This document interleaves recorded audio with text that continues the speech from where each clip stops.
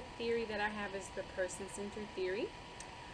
Person-centered theory, or Rogerian theory, was developed by Carl Rogers. He was a humanistic psychologist, so this is a humanistic approach, and it is one of the more talked about theories in regards to psychotherapy.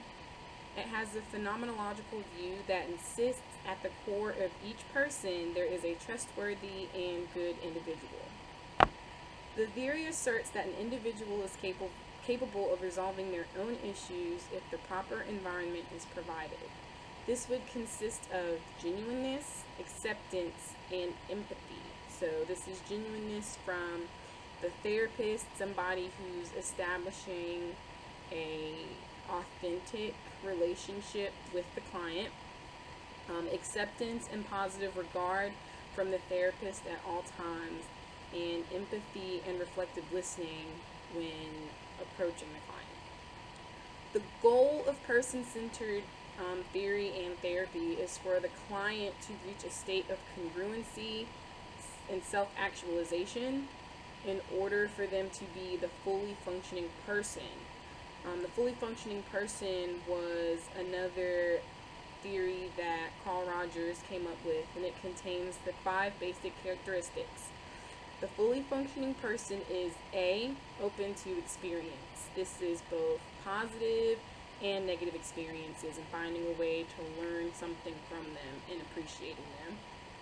Existential living, which is them being able to appreciate living in the here and now rather than focusing on the past or stressing out about the future. Trust feelings, so this is the person trusting their gut instincts and their intuition rather than stressing about whether or not they're about to make the right decision or the poor decision. It states, we as individuals who are in charge of making our own choices should trust ourselves to make the right choice. Creativity is the 4th characteristic, and this is the person being able to take risks and being open to new experiences, being confident that they're going to have some sort of learning experience from it. And finally, the fulfilled life, and this is the person is satisfied with how their life is at this point in time. Person-centered theory has various techniques and applications, including individual therapy, group therapy, expressive art therapy, which was actually first started being used with this by Carl Rogers' daughter, Natalie Rogers, and motivational interviewing. An example of a poor person-centered approach or technique would be Mark the therapist that conducts a motivational interview session with his client Nancy.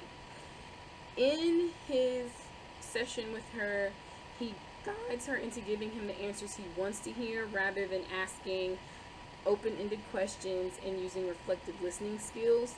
He makes assumptions about Nancy's behavior, and he asks a lot of closed-ended questions. So that's how he really gets those answers that he wants to hear. In contrast, Carl meets with his therapist Danielle, who allows Carl to express himself through expressive arts. She does not judge what his art looks or sounds like, because it can be painting or music. She simply watches and listens with positive regard, encouraging Carl to analyze his art in an effort for him to understand himself. It is important for therapists that use the person-centered theory and approach to remember it is important to be genuine and accepting with clients. They should always show positive regard for their clients and believe in their capability of self-healing. And that's all I have. Bye, guys.